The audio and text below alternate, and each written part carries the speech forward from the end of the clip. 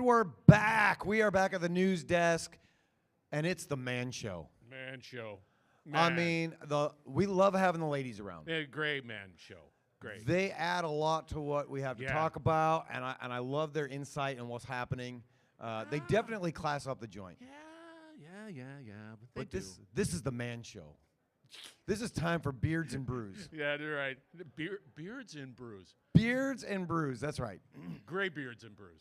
So, you know, one thing that we both have in common is that we like to do this, right? We like to talk to people. We like to interview people. We like to find out what's going on in the industrial and the manufacturing space and tell those stories. But one thing that doesn't happen very often is us getting to tell our own stories. So, Agreed.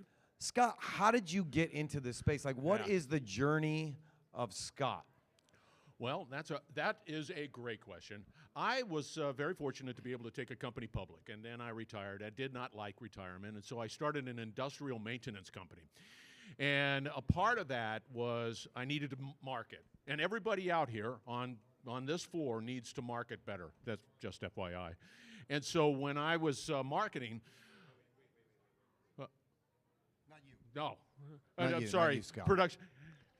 This is, going on. Not you. So you were talking about how everybody needs to market better. Yes. Yeah, so anyway, I decided that I'm going to podcast. Didn't have any clue about how to podcast. Yes. Was not a part of my wheelhouse by any stretch of the imagination. You just do it. And you just go down and you just take that bold step, that desire to say, well, I want to be able to open doors. And we had this same conversation. And you were just saying, hey, it's a great way of being able to open doors if you want to do podcasting. That's right. FYI. That's right. And it does. It works each and every day, right? You know, it's like so many people allow their fear to get in the way of what they want to do. And they think like, I can't do this. It's not possible. I don't know how to do it, right? And as soon as you take that T off of can't and it becomes can, anything is possible. Like, it's an easier word to say, right? Cannot means that you cannot. That's right. And you sit there and you think, well, I'm hypersensitive. I'm hypersensitive to the way I sound, the way I look, the way I act, the way whatever. You become hypersensitive, but then you realize the reality is that nobody else really cares. Correct. They're looking, from my perspective, looking for that information that will help them do their job better. Yes. Make them more efficient. Yes. Or whatever that, nugget of gold exists. What about you? You know, I think what you just said applies to everything. You get people that come to these trade shows and they just walk around. They don't stop. They don't talk to anybody because they're afraid they're going to ask the wrong questions. They're afraid they're going to say the wrong thing. They're afraid that they're going to be, maybe even laughed at. So they just walk around. They don't talk to people. They just stay in their own zone. And then they go home and they think, well, that was a waste of time. I didn't meet anybody. I didn't have any leads. I didn't have a good time. But a lot of that lands on you, right? Like when I was in junior high and high school, I was really, really shy. I didn't talk to people because I was always worried about not making a good impression and looking foolish. And, then I got married and I thought, I don't care. I just don't care. I got a person that is going to love me no matter what, which is great. And it's a freeing thing when you can let that go and just be yourself and be authentic and just ask the questions that you want to ask. You're not there to offend anybody. No. And so when I started the podcast, the Manufacturing Alliance, it was because I didn't know anybody or anything in the industry. There it is. And the only way I knew that I could get to know people and things in the industry was to talk to people about things in the industry. And so the first podcast we did was with one of our largest competitors in bales finishing. So I told my father that I want to interview Stacy Bales from Bales Finishing, and he said, "Are you out of your mind? That's our biggest competitor." And I said, "I know." He's like, "Why would you do that?" I said, "Because she has things to say, and we have things to say, and I think it'll be good." And he said, "Well, what if our customers leave to go over there?" And I said, "If our customers leave to go over there, it means they weren't our customers to begin with. They're not happy with us. They just didn't know that they had another option, right?" And so we interviewed Stacy. And what we found was there was a portion of things that they didn't do that they had to outsource, and we did those things. And then there was a portion of things that we didn't do that we had to outsource, and they did those things. So instead of having this contentious relationship, we formed a partnership in a lot of applications, and it grew our relationship. So you have this thing that could be a conflict, and it becomes a benefit when you just let your guard down and you take that fear out, and you just extend a hand, right, and allow people to come into your space and work together instead of separate. See, that to me is old school thinking. Yes. That whole protection, that whole building that wall and saying, hey, we have our little kingdom over here. We're protecting ourselves. I think that's yesterday's news. I think given the fact that there's this velocity that exists within manufacturing, I don't see how you cannot sit there and network with other companies to find solutions and to your challenges, because everybody is trying to do it and they're just help me. Well, and yesterday we talked a little bit about workforce development, right, and skilled labor, and we have the next gen upstairs, we have kids upstairs. So what does that tell us? It tells us that everybody is looking for people, right? You can't do everything in your shop by yourself. It's impossible. You can say you can, but it makes you less efficient. You don't always have the work for those positions. So what do? Do you struggle to fill the work, or do you find partners that you can trust that do the things that you don't do and they do them well, right? Like, I'm not a mechanic. I can't fix my car. I go to somebody that can fix my car, and then I do the things that I can do. We don't all have to be experts at all the things, because there are experts at all the things. We just have to find ways to work together, and then everybody's businesses will continue to succeed and thrive. So the reality is that get over yourself. Yes. Get over yourself. Step out in a bold way. Because if I look back at my first podcast, yes, I remember. So I went down this journey, and I said, all right, I'm gonna podcast because I want to open doors. I want to be able to approach companies in such a way to open doors and create that dialogue and to be able to have that conversation and hope that it would spin into some other opportunities. Okay, there it is. I was just sort of winging it by then. But then when I did all my research, looked at all the equipment, got the mixer. Did you get the mixer? Did it scare you? Not so much. It's a simple little interface. It's not that bad. I got a mixer, and I had to go the mixer route, and it had a bunch of knobs and things on it. And I thought, okay, Scott, you're really pressing the envelope here. So anyway, I go down that road. I get the mics. I do all of the research. I'm on Google, and I'm sitting there searching for all of this stuff and figuring it out. I get to the point where I'm saying, okay, you got to do it. Yes, pull the trigger. You got to do it now. Yeah, you're dragging your feet. Yes, and you're trying to find excuses. So you do the first one, and then you realize, well, that stunk.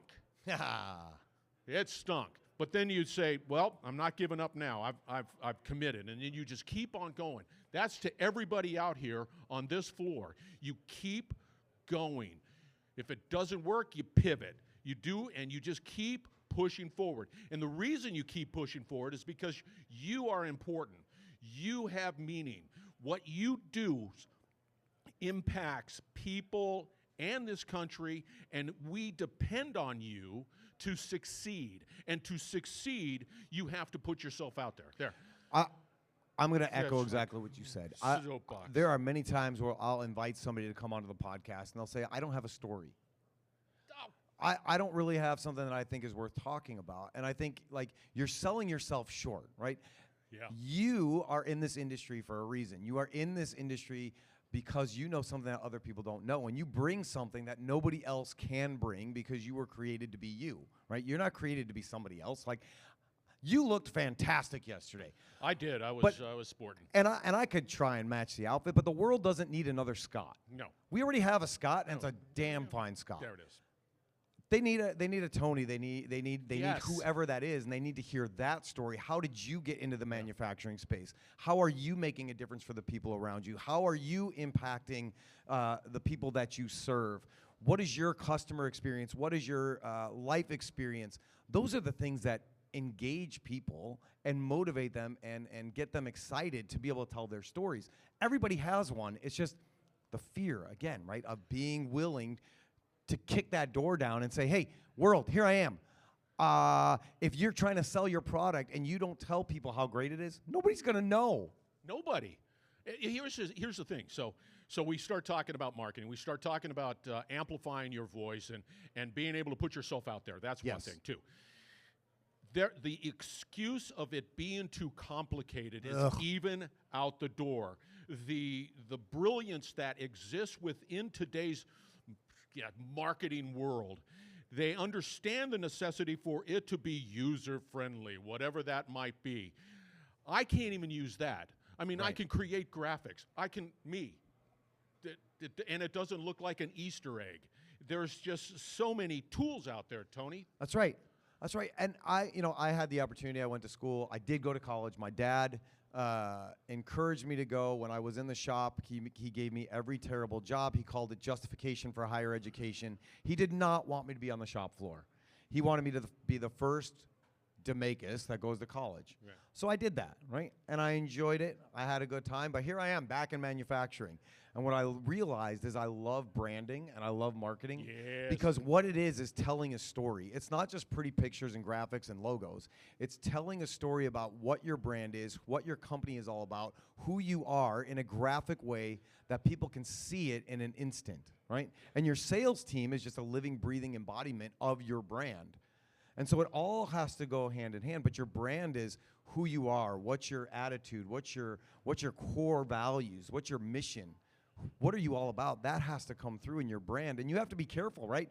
You can ruin your brand with one bad statement. So, that being said, maybe if you got a big mouth, you shouldn't do a podcast unless if you want your brand to be like, I don't care. But you have to be careful because once you create your brand, everything you say matters. And it can either grow your brand or hurt your brand. Do you think, this is a question to you, what's more important? If you were to sort of saying, okay, A or B, is it more important for a company, outside of the fact that you're manufacturing, got it, that's all fine, I got it, be that as it may, you gotta pay the bills. What's more important, marketing or attention? When you say attention, what do you mean by attention? Well, this, right? Oh, sure. And it's a situation where there's a school of thought where you have all the strategy that is around marketing and developing those campaigns and all of that stuff. Yes. Versus attention and do it. Yeah. And just do it. I think too many times we get stuck in paralysis by analysis. I think it's an excuse. And we can create excuses that say, like, I don't have a marketing budget. I don't know what the market's going to be. I don't know what people are interested in, right? And we can come up with excuse after excuse after excuse why not to do it. And you can come up with as many plans as you want to. I can tell you so many experiences from my own life where I sit down and I strategize and I come up with plans and I got notes and I got things and I got all this stuff. And it could be like even just how to get here. Whatever my plan might be, what happens to me over and over and over again is God comes down and he says, your plan is cute, but watch what I'm going to do. And he rattles my whole thing. It's like he shakes it up and it's like, Yahtzee. And throws it out there, and that's what I have to deal with. And so if I just sit around and I wait for my plan to work, I'm going to be waiting forever. See? And instead, you got to just step forward. It's like Dory from Finding Nemo, right? I don't know where Nemo is. I don't know where that next sail is. But what do I have to do? I have to keep on swimming. Keep on swimming. Keep on swimming. Just keep on swimming.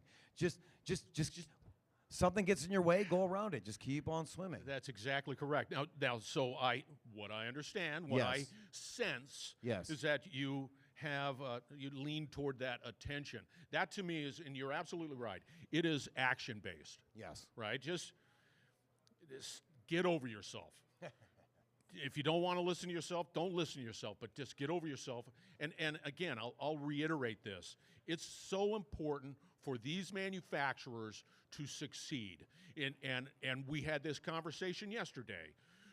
Are we bullish on where manufacturing is going? I say yes. In a few years? I say yes. And you have no choice. You have no choice. So you can be timid about it. You could say, oh, woe is me. Nobody needs my product. Nobody needs my effort. And you can sit and you can sulk and you can be depressed about it, or you can be bullish and make it happen. You have to. You have no choice. You have no choice. Or you fold up and you do nothing. So. Right? Those are your two choices. I can sit back and do nothing, or I can push forward all steam ahead. Now, you told me before. Yeah. I mean, you're a strapping man. Strapping. You got some pipes poking through that shirt. Yeah. You told me that there was a time in your life where you were competing. I was. Now, what did it take for you to be successful in competing? Don't eat that much. Go to the gym every day. But the reality is that you have this goal. You have to. It's all mental. Yes. It's all mental. So you have this goal, and the goal is to going to be competing on this particular day. You back in from that. This is sort of that plan. But the reality is that you know that you're going to watch your diet. You're going to have to do that. No excuses. None. No excuses. And you're going to have to exercise. And you're going to have to do it religiously. You're going to have to be dedicated. And that is exactly how we approach each and every day from a business perspective. So you're saying you got to be a little bit tenacious. Tenacious. You got to be a shark on a bloody carcass. You have to have that There you willingness go. Put to that say, on the like, line. There you go. you know, when you're training, there's a day where you're going to get injured. Absolutely. There's a day where you're going to wake up and not feel like putting in the effort. There's a day that's going to come and you're going to go, I really want that brownie for Lisa's birthday. Right? Everybody says it's amazing. Yeah. So have the brownie and then move forward. It doesn't mean the whole world falls apart when you have that Exactly. one brownie, right? You have that brownie and then you move forward, right? You have that setback, whether it's an injury, you recover and you move forward. You lose that customer, you lose that sale. Yeah. And you move forward. You just pivot and you move forward. You learn from it and you move forward. The challenge I always deal with is the fact that if you come to me Yeah. and you're saying, oh, Scott, it was a tough week, and whoa, we had all of these challenges, and maybe I'm not very sensitive to it, but then I'll always go down the road of saying, okay, great. Okay, did you learn anything from it? Yes. Did you did you lick your wounds and now you're moving on? Move forward. Keep going. Don't stop. You just so what we have is a tenacious desire, and I think this is important. I think many of manufacturers don't realize the level of importance they have in their communities, in the world today. I think that if somebody, or if they realize how important their work is and look at it from that perspective, I think that tenacious attitude, that desire to be able to persevere will be there. I agree. I don't think there's any way to say it any better than that. We are going to keep pressing forward. We are going to move forward. We're going to push through all the stuff. We are going to take a quick break, and then we're going to go to the next segment. Thank you for listening to Beards and Brews. Take it away.